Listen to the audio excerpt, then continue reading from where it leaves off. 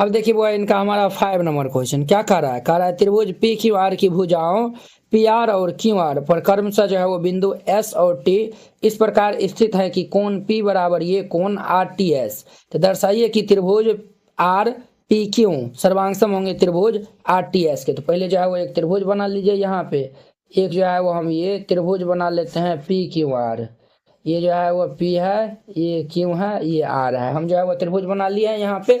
अब देखिए P R, ये जो है वो हमारा पी आर भुजा है, और क्यू आर ये जो है वो क्यू आर भुजा है।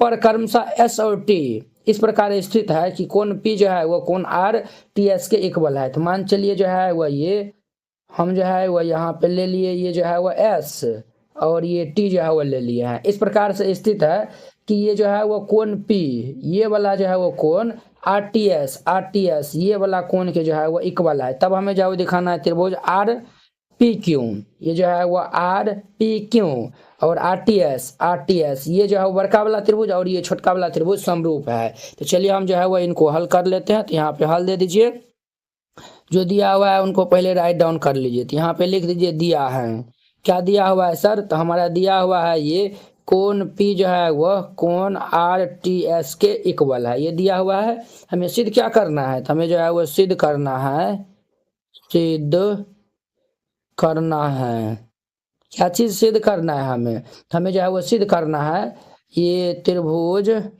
आर पी क्यू सर्वांगसम होंगे त्रिभुज आर टी एस के सर्वांगसम होंगे। तो हम जो है वो ये दोनों त्रिभुज का अवलोकन कर लेंगे। तो यहाँ पे जो है वो लिखिएगा, चूंकि त्रिभुज आर पी क्यू तथा त्रिभुज आर टी एस में ये दोनों त्रिभुज में जो है वो हम चलते हैं। तो देखिए एगो तो हमारा ये तो दिया हुआ है, तो हम जो है वो यहाँ पे लिख देंगे P बराबर ये कोण P बराबर ये कोण आर टी एस। और देखिए बुआ ये जो है वो पी क्यू आर में भी जो है वो हमारा ये आर कोण आ रहा है और एस टी आर में भी जो है वो आर कोण आ रहा है, अर्थात ये उभयनिष्ठ है। तो हम जो है वो कोण आर बराबर कोण आर जो है वो लिख सकते हैं, ये जो है वो हमारा क्या है? तो उभयनिष्ठ है। क्या है?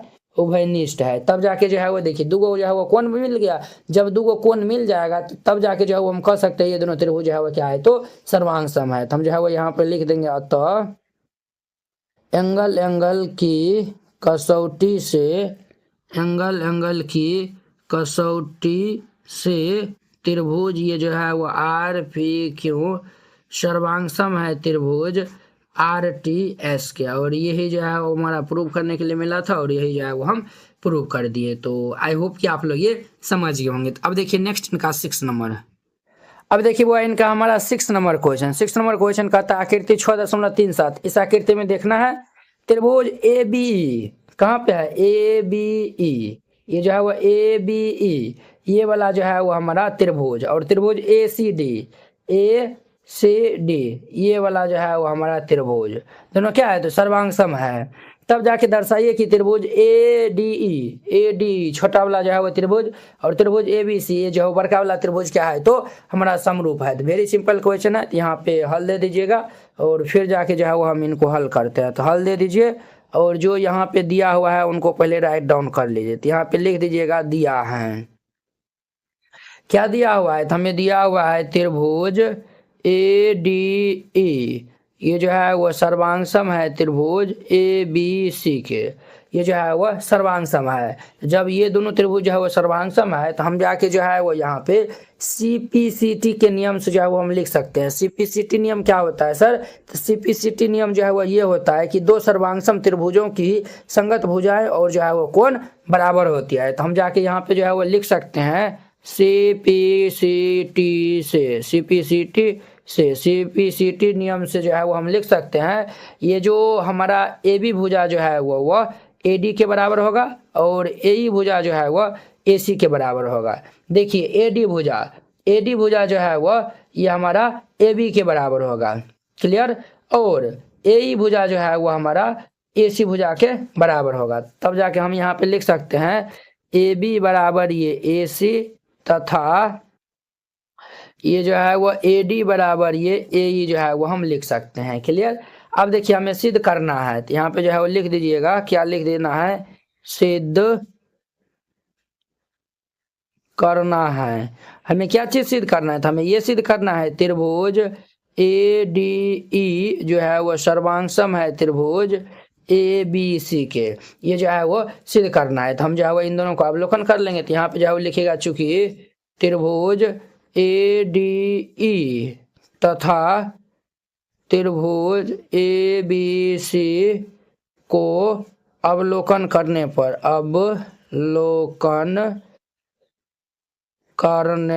दोनों को हम एनालिसिस कर लेंगे। तो यहाँ पे देखिए हमारा जो है वो AB बराबर AC, देखिए ABD ADE और ये ABC दोनों में जो है वो हमारा AB बराबर AC है, अर्थात ये जो AB बराबर है वो AB जो है वो AC के बराबर है। तो यहाँ पे जो है वो AB बराबर जो है वो क्या दिया हुआ है, तो AC हमारा जो है वो दिया हुआ है। चूँकि ये जो है वो हमारा AB बराबर जो है वो क्या है, तो AC है। हम जाके यहाँ पे जो है वो लिख सकते हैं, चूंकि ये दिया हुआ है हमारा AB बराबर ये AC, ये जो है वो दिया हुआ है। क्लियर। और देखिए बुआ, और यहाँ पे क्या दिया हुआ, अगर AB बराबर AC है तो हम यहाँ पे जो है वो AC को हम इस साइड भेज लेंगे, तो ये AB बट्टा ये AC हो जाएगा, बराबर 1 हो जाएगा। इनका नाम जो है वो समीकरण फर्स्ट जो है वो रख दीजिए। और ये जो है वो, और हमें क्या दिया हुआ है, AD बराबर, चूंकि AD बराबर ये AE है, AD जो है वो हमारा AE के बराबर है। ये जो है वो हमारा AD जो है वो हमारा AE के बराबर है। तो हम यहाँ पे जो है वो लिख सकते हैं AD बट्टा AE बराबर 1, इनका नाम जो है वो सेकेंड रख दीजिए। अब देखिए दोनों का RHS बराबर है तो LHS बराबर भी हो जाएगा। तो हम जो है वो लिखेंगे, चूंकि समीकरण फर्स्ट तथा सेकेंड से, समीकरण फर्स्ट तथा सेकेंड से, तो ये हमारा क्या हो जाएगा, AB बट्टा ये AC बराबर ये जो है वो AD बट्टा ये AE। देखिए AB ये जो है वो बड़का त्रिभुज का AB है और AC बड़ा वाला है और AD छोटा वाला है और AE जो है वो क्या है, तो बराबर हो गया। तो तब ये जो है वो ये दोनों जो है वो क्या है, तो बराबर है। दोनों का जो है वो अनुपात क्या है, तो बराबर है। जब दोनों का अनुपात बराबर होगा तो हम जाके जो है वो कह सकते हैं कि ये वाला जो हमारा जो है वो AD और ये जो है वो हमारा AE और AB और AC जो है वह बराबर है। और हमें ये भी दिया हुआ है, क्या दिया हुआ है, तो देखिए बड़ा वाला त्रिभुज और छोटा वाला त्रिभुज दोनों में जो है वो कोण आ रहा है, यानी कि ये हमारा उभयनिष्ठ है। तो ये जो है वो कोण A बराबर ये कोण, ये हमारा क्या है, तो उभयनिष्ठ है। ये कोण जो है वो हमारा क्या है, तो उभयनिष्ठ है। देखिए यहाँ पे दोनों जो है वो भुजा का अनुपात बराबर है, यानी कि दो साइड बराबर होगा और ये कोण बराबर हो गया। तो हम यहाँ पे लिख सकते हैं, अतः SAS की कसौटी से ये जो है वह त्रिभुज हमारा जो है वह ADE सर्वांशम होंगे त्रिभुज ABC के।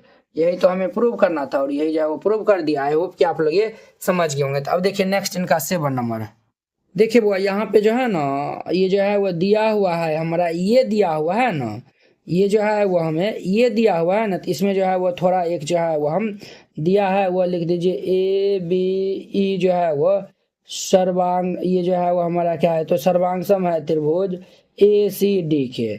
जब ये जो है वो AB बराबर ये जो है वो हमारा AC होगा और AE बराबर ये जो है वो AD होगा। क्लियर। इनको जो है वो आप ठीक कर लीजिएगा।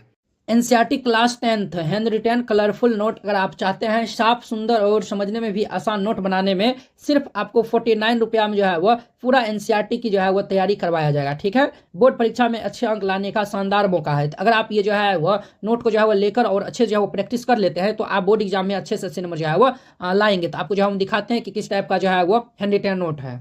इस टाइप का जो है वो आपको नोट दिया जाएगा। देखिए एकदम जो है वो हैंड रिटेन कलरफुल जो है वो नोट है, पूरा जो है वो गणित का। इसमें जो है वो 300 प्लस जो है वो पेज का है। ठीक है, तो अगर आप ये जो है वो चाहते हैं, और हाँ आपको बता देते हैं, जैसे जो है वो देखिए हमको 2 नंबर जो है वो क्वेश्चन में डाउट है, तो हम जो ये 2 नंबर क्वेश्चन में जो है वो क्लिक करेंगे, ये डायरेक्ट जो है वो यूट्यूब वीडियो को जो है वो ये देखिए इस तरीके से जो है वो लिंक खुल जाएगा। आप लोग जाके जो है वो वहाँ पे जाके वॉच कर सकते हैं। जैसे जो है आपको ये नोट लेने के लिए ये जो QR कोड है इसको जो है वो आप स्क्रीनशॉट जो है वो ले लीजिए। इस पे जो है वो आप 49 रुपये जो है वो सेंड कर दीजिएगा। अगर आपसे जो है वो नहीं होता, अगर जो है वो QR कोड जो है वो नहीं काम करता है तो आप इस नंबर पे जो है वो कॉन्टैक्ट कर लीजिएगा। ठीक है, ये नंबर जो है वो नोट कर लीजिए और इस पे जो है वो बात कर लीजिएगा। अगर होता है तो आप जो है इसमें 49 रुपया जो है वो सेंड कर दीजिएगा और पेमेंट का जो स्क्रीनशॉट व्हाट्सएप पे जो है वो आप भेज दीजिएगा और कन्फर्म होते ही आपको PDF मिल जाएगा। ठीक है।